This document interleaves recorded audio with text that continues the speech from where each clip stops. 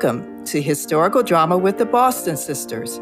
I'm Michonne Boston. And I'm Tequina Boston. We're your hosts and real-life sisters who binge on historical drama.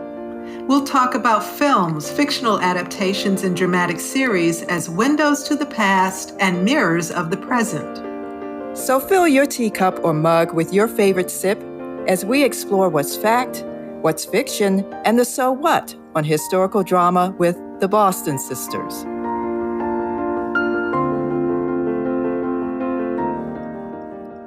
I'm Michonne Boston. And I'm Tequina Boston. In each episode of Historical Drama with the Boston Sisters, we wrap up our conversations with guests where we ask our lightning round questions related to the podcast's themes. One of the questions is, if you could travel back in time, where would you go and why? Tequina and I picked 5 guest responses to our time travel question from the second season of the podcast for this bonus episode. Medievalist and scholar NAHIR OTAñO GRACIA, who joined us for a conversation about the Netflix series Vikings Valhalla. Actress Pearl Mackie, who appears in the PBS Masterpiece series Reimagining of British author Henry Fielding's 18th century comic novel Tom Jones. French literature professor Julien Ledford, who shared his thoughts on the film Chevalier, and the real-life composer Joseph Bologne, the Chevalier de Saint-Georges.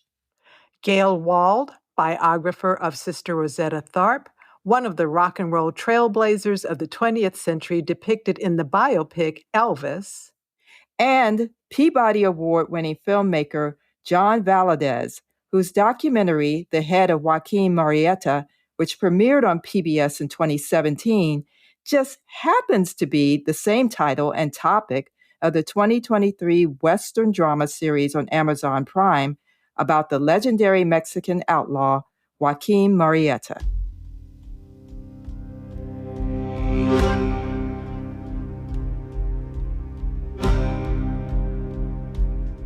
University of New Mexico Assistant Professor of English and medieval scholar NAHIR OTAñO GRACIA's description of the global North Atlantic widen our understanding of the Viking story as depicted in the Netflix series Vikings Valhalla. The global North Atlantic extends from the North Sea to the Iberian Peninsula to the Mediterranean and the tip of North Africa. The Vikings' travels and encounters changed their culture and destinies, and the Middle Ages, NAHIR describes, were something not so different from today.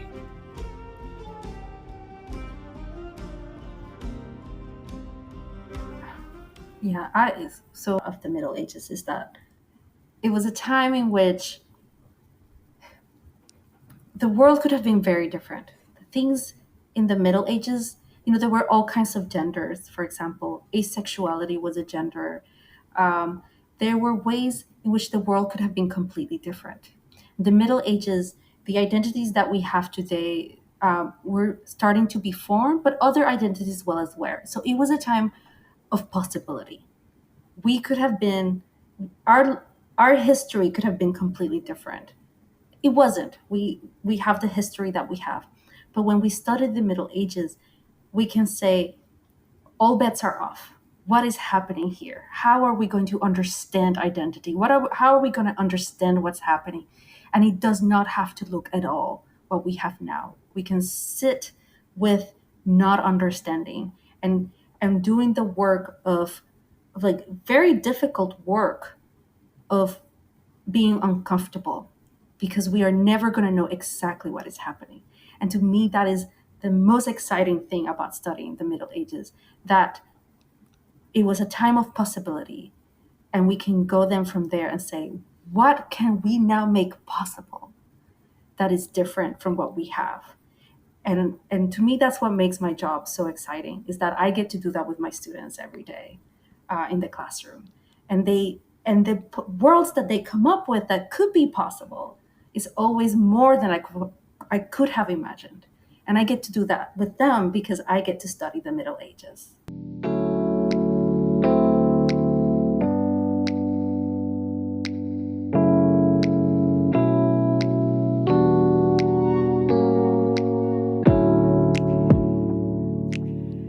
We are now in our lightning round. And these are questions that we ask all our guests on Historical Drama with the Boston Sisters that connect with the themes of this podcast and the topic we're discussing as well. And I'm going to ask the first question. Are you ready? Okay. Nahir? Okay. Nahir, if you could go back in time, it doesn't have to be Viking times or medieval times, but if it is, that's fine. What time would that be, and who would you be? Oh man. Well, I think I probably would have wanted to be a Viking. Let's be honest. A shield maiden or a jarl? Oh my god. I think I probably would have wanted it. I mean, not really. I know that once I actually live that life, I would be like, never. But definitely when I started to look at these texts, I was like, I want to be a Viking. This is awesome. So I absolutely bought into it. Fascinating.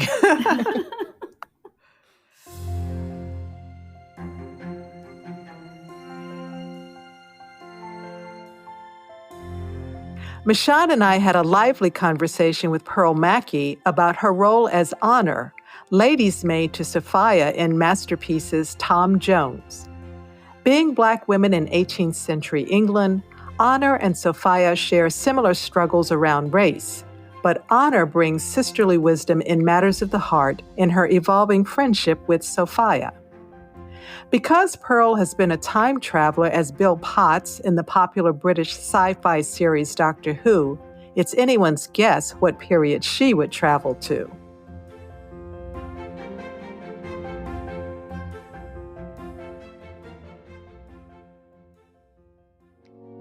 Here we are, Pearl, at our what we call our lightning round, where we ask Oh, all our yes. guests 2 questions related to the themes of the podcast. Now, these questions may be a natural for you because you've been on Doctor Who. Yeah. Maybe.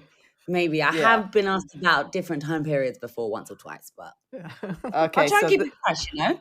okay, let's keep it fresh. So, what historical time period would you want to visit today, and why? My usual go-to for this has been the 1960s. Though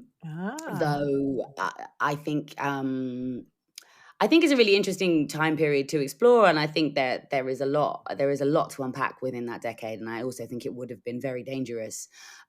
So I don't sort of say that lightly, but I think that within the developments of the civil rights movement, I think there's so much power, and there is a lot of community, and I think that would be really interesting to explore.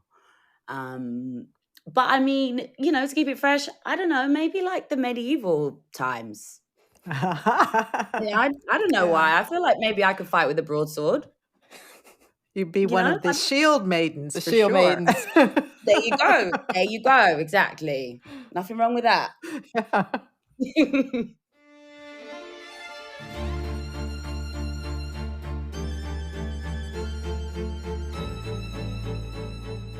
For many people who saw the film Chevalier, it was the first time they heard of the 18th century Guadeloupe-born French composer Joseph Bologne Chevalier de Saint-Georges. But that was by design and implemented by Napoleon Bonaparte when he declared himself Emperor of France. Napoleon reinstated slavery in the French colonies and had the composer's works destroyed and censored. Nevertheless, Saint-Georges' music survived.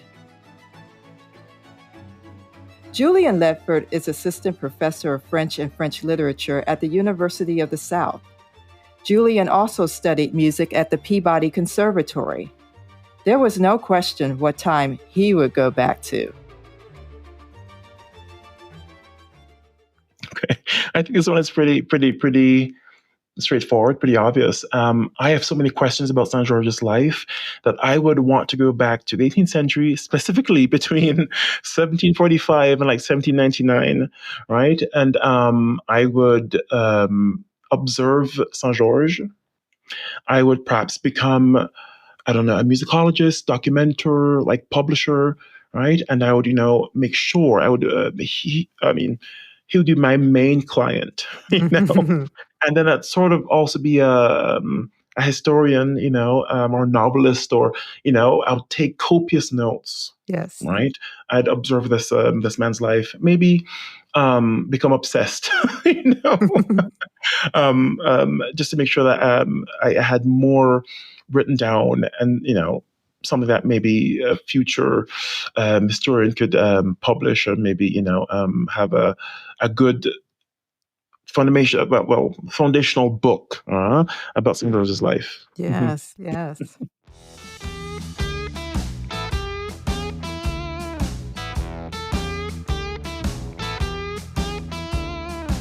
George Washington University professor GAYLE WALD is the author of Shout, Sister, Shout, The Untold Story of Rock and Roll Trailblazer Sister Rosetta Tharpe, a biography of the rock and roll groundbreaker who was one of the many influences for future rock and roll and country legends such as Little Richard, Elvis Presley, and Johnny Cash. GAYLE's book was the inspiration for a musical play, Shout, Sister, Shout, which Michonne and I saw in 2023 at Ford's Theater, a historic playhouse in Washington, D.C.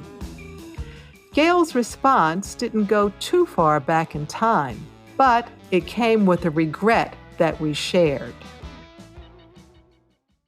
All right, this is not going to be, I have to say, and this is like serious. One of the great regrets of my life is that I never saw Prince live. And it almost makes me cry because he was in Washington, D.C. just a couple of years before he passed away. And someone said to me, "Aren't you going to the show?" And it upsets me to think about it.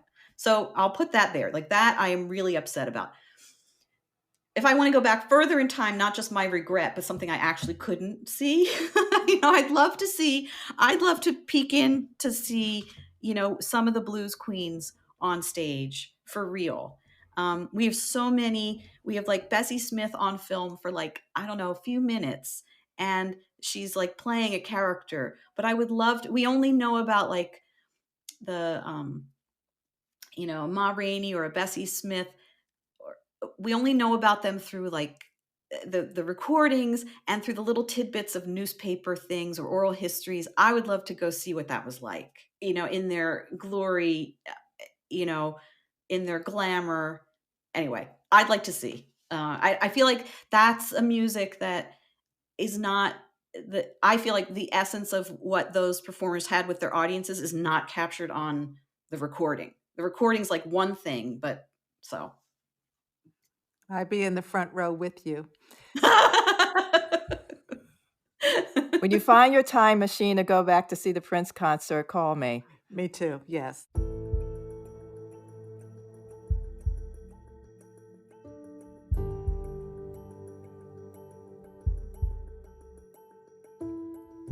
We were looking for a Western to feature on the podcast, and we found it. The Head of Joaquin Murrieta, produced by Dynamo Productions in Colombia for Amazon Prime. Coincidence or not, the dramatic series shares the same title as Peabody Award-winning filmmaker John Valadez's documentary that premiered on PBS in 2017. In his documentary, John believes he has the actual head of Joaquin Murrieta, who was executed by California Rangers in 1853. Murrieta's story took John on a cross-country journey into the untold history of the American West after the U.S.-Mexican War, which included the lynchings of Mexican Americans. After talking about Joaquin Murrieta and that painful history, John surprised us with his answer to our time travel question.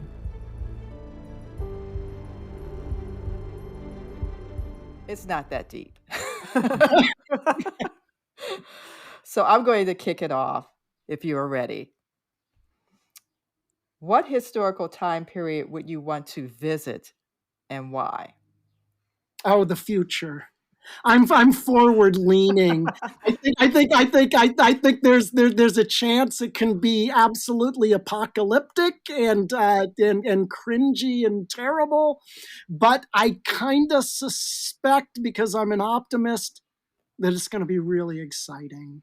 So yeah, I'm for going into the great unknown. All right, create the history. Yeah. John, you revealed in your documentary that you know something about your ancestry, your ancestors. Which of your ancestors would you like to meet, and what would you talk to them about? Wow, that's really tough. That one's deep. Yeah, that's really tough. I think, honestly, I would not need to go too far back. I think I would have liked to have spent a little bit more time with my grandparents. Not quite as much time. And of course, when you're a little kid, you don't think of all the things that you would like to ask or know about as an adult.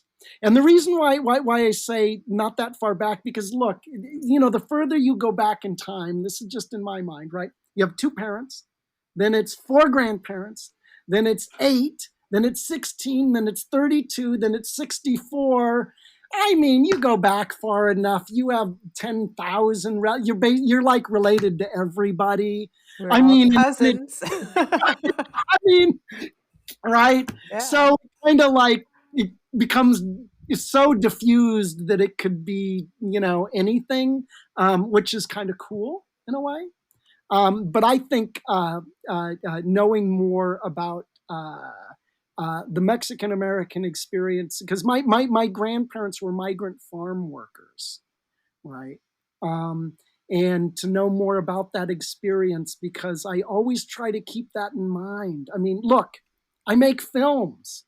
How gosh darn lucky is that? How many people get to do that? I'm a college professor.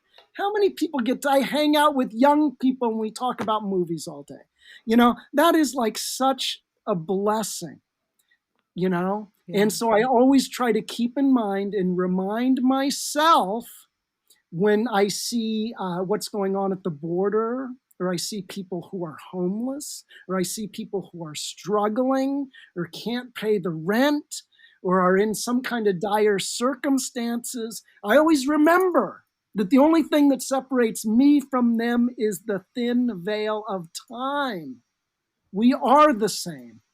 My family was there. Mm-hmm. And we can't lose that, because the minute we lose that, we lose our humanity. And so that's why that connection to my grandparents, my parents are still around, so I got them. But that's why that connection to the grandparents, I think, grounds me and connects me to Chicanidad and to my people, and not just my people, but to all people who are struggling for justice and inclusion and just a fair shake in life,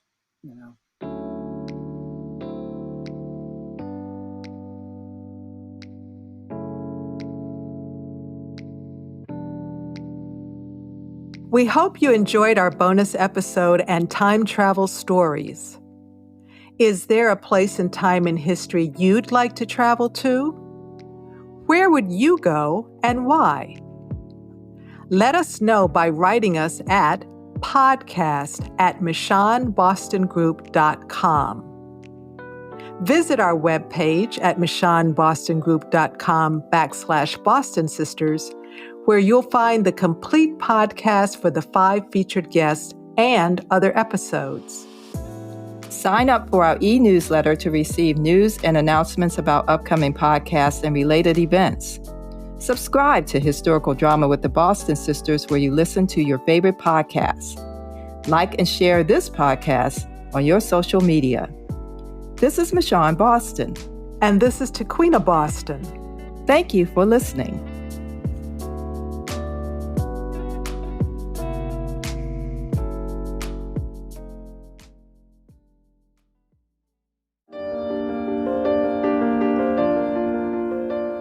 We hope you enjoyed this episode of Historical Drama with the Boston Sisters, a podcast about historical films and series dramas. Visit our webpage at michonnebostongroup.com/Boston Sisters. Tell us what historical dramas you're watching. Who knows? We may do a show about it. Sign up for our newsletter, subscribe to the podcast, and share it with the people you know who binge on historical drama. Historical Drama with the Boston Sisters is brought to you by the Michonne Boston Group. The views and opinions expressed on Historical Drama with the Boston Sisters are those of the speakers and do not represent the positions or views of the Michonne Boston Group, its clients, or affiliates. This is Michonne Boston. And this is Tequina Boston. Thank you for listening.